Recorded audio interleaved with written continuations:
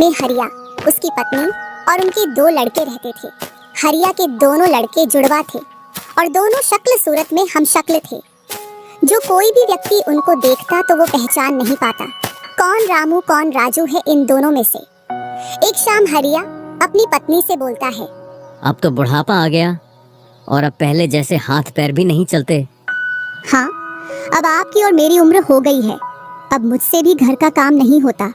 क्यों ना रामू और राजू के लिए सुंदर लड़कियां देखकर उनकी शादी कर दी जाए। हाँ भाग्यवान, तू बोल तो सही रही है, लेकिन मुझे रामू की फिक्र है क्योंकि उसे काम में आलस आता है और वह कैसे अपना गुजारा कर पाएगा। बातें करते करते दोनों सो जाते हैं।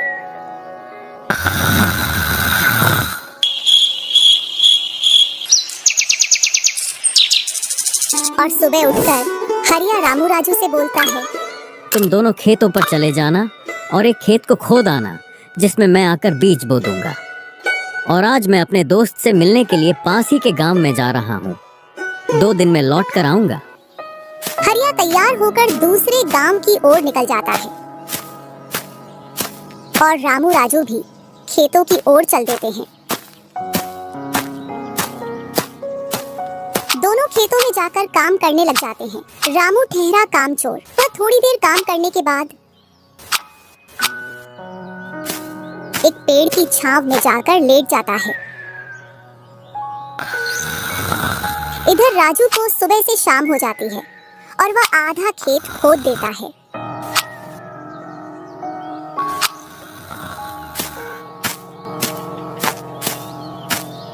और हरिया भी अपने दोस्त के पास पहुंच जाता है। अरे भाई हरिया, कैसे आना हुआ? तुझसे मिलने की इच्छा हुई तो मिलने आ गया। चल अच्छा है, पहले भोजन करते हैं, इसके बाद गप्पे लड़ाएंगे। दोनों साथ में भोजन करते हैं। हाँ भाई हरिया, सुना सब कुशल मंगल? हाँ भाई, सब कुछ कुशल मंगल है। अब तो तेरे दोनों लड़के शादी के लायक हो गए होंगे। हाँ, दोनों शादी के लायक हो गए हैं और खासकर मैं तेरे पास इसीलिए आया हूँ कि कहीं दोनों लड़कों के लिए लड़कियाँ देख आऊं। वैसे अपनी भी 2 बेटी हैं और दोनों खूब होशियार और चंचल है। अब दोनों की भी उम्र शादी के लायक हो गई है। अगर तुझे कोई ऐतराज ना हो तो क्यों ना इस दोस्ती को रिश्तेदारी में बदल दी जाए। इतना सुन हरिया बड़ा खुश होता है। जब वह दोनों लड़कियों को देखता है तो दोनों बहुत ही सुंदर थीं।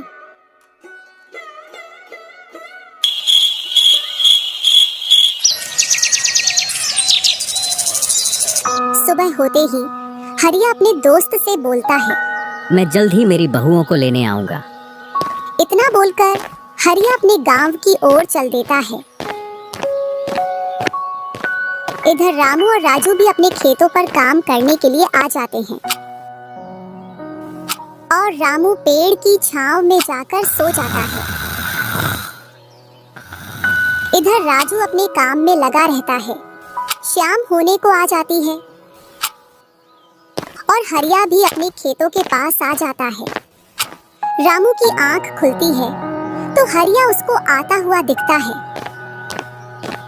तो वह खेत में जाकर काम करने लग जाता है। चलो घर, अब शाम हो गई और खेत भी पूरा खुद गया है।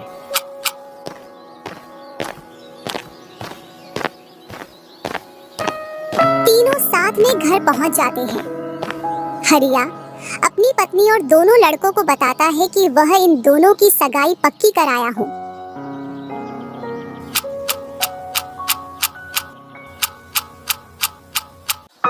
और वह कुछ दिन बाद दोनों का विवाह कर देता है।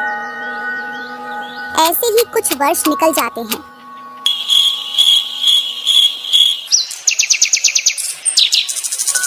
हरिया और उसकी पत्नी का स्वर्गवास हो जाता है और दोनों भाई जमीन और घर का बंटवारा कर लेते हैं। रामू अपने आलसी पने की वजह से खेतों में काम करने नहीं जाता और दिन भर घर में ही पड़ा रहता। इधर राजू अपने खेतों में दिन रात मेहनत करता है, जिससे रामू और राजू की फसलों में अंतर स्पष्ट दिखाई देता है। एक दिन रामू राजू से बोलता है, तूने अच्छा खेत रख लिया और मुझे यह खराब खेत दे दिया, जिससे तेरी फसल अच्छी हो रही है और मेरी फसल कमजोर।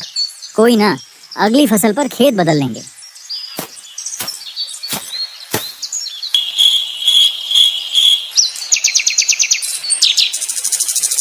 अगली फसल पर रामू राजू से खेत बदल लेता है और एक खेत ज्यादा ले लेता है। फिर भी राजू खुशी खुशी उसे खेत दे देता है। राजू के हिस्से में जो खेत थे उनमें फिर से वह दिन रात मेहनत करता। इधर रामू कभी काम करता तो कभी काम नहीं करता। रामू के पास बीज खरीदने के भी पैसे नहीं थे, तो वह पैसे लेने के लिए जमींदार के यहाँ चला जाता। जमींदार जी, कुछ पैसे उधार चाहिए थे, जिससे मैं अपने खेतों के लिए बीज ले आता और फसल आने पर मैं आपको पैसे लौटा देता। क्यों नहीं भैया, लेकिन आपको 2 टका ब्याज देना पड़ेगा। जी जमींदार जी, मैं ब्याज दे दूंगा। जमींदार रामू को पैसे दे देता है और रामू उनसे कुछ बीज लाकर अपने खेतों में बो देता है। इधर राजू अपनी फसल की रोज देखभाल करता और रामू बोकर आया उसके बाद से अपनी फसलों को देखने के लिए भी नहीं गया। वहीं अपने घर में पड़ा रहता और दिन रात सोता रहता।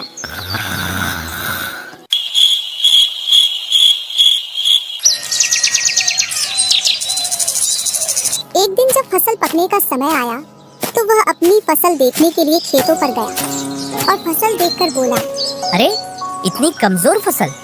मैंने खेत बदल लिया, फिर भी लगता है मेरी ही किस्मत खराब है। जो भी जमीन में लेता हूँ उसमें अच्छी फसल होती ही नहीं है। ऐसे कहते हुए वह अपने घर आ जाता है और अपनी पत्नी से बोलता है, राजू की फसल तो अच्छी है, बस हमारी फसल ही कमजोर है। ऐसा कैसे हो सकता है? ऐसा तो होगा ही। दिन रात जो घर में पड़े रहते हो और खेतों में समय समय पर दवाई पानी नहीं दोगे तो फसल ऐसी कमजोर रहेगी। फिर बोलते हो किस्मत खराब है। किस्मत नहीं, मेहनत करनी पड़ती है। चल चल, मेरे को मत सिखा। अगर किस्मत ना हो तो कुछ भी नहीं होता। अगर मेहनत से कोई बड़ा बनता तो सबसे पहले गधा बड़ा बनता, क्योंकि उसके बराबर कोई मेहनत नहीं करता। और जो मजा जिंदगी में सोने में है वह मजा और किसी चीज में नहीं। बस इनको तो सुला दो, सोने के अलावा और कोई काम ही नहीं है।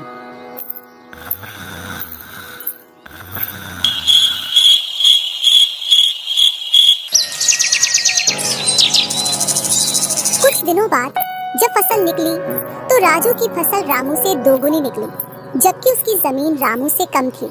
रामू फसल को देखकर बोलता है, इस फसल को बेच कर आऊं या खाने के लिए रखूं? इधर जमींदार जी को भी पैसे देने हैं। अब इतनी सी फसल से कैसे काम चलेगा पता नहीं।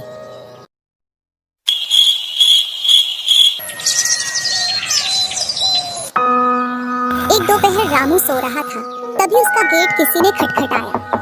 पता नहीं कौन भरी दोपहर में नींद खराब करने के लिए आ गया। जैसे ही वह गेट खोलता है तो सामने जमींदार खड़ा दिखता है। क्या यह रामू का घर है? रामू ने सोचा क्यों ना मैं इसे राजू के घर पहुंचा दूं। यह मुझे पहचान भी नहीं पाया। मैं तो राजू हूँ, वह वाला घर है रामू का। जमींदार सामने वाले घर पर जाकर गेट को खटखटाने लगता है। राजू गेट खोलता है और बोलता है, क्यों भाई, इतनी तेज गेट को क्यों खटखटा रहे हो? मैंने आपके रुपए लेकर खा लिए क्या? हाँ भैया रामू, तुमने मेरे जो पैसे लिए थे उन्हीं को लेने के लिए आया हूँ। तुमने बोला था फसल आने पर पैसा लौटा देंगे, जो तुमने अभी तक नहीं लौटाया। क्या जमींदार जी, आप भी दोपहर में नशा करके आ गए? मैंने कब आपसे पैसे उधार लिए? क्या तुम ही रामू हो? नहीं, मैं तो राजू हूँ। रामू तो सामने वाले घर में रहता है।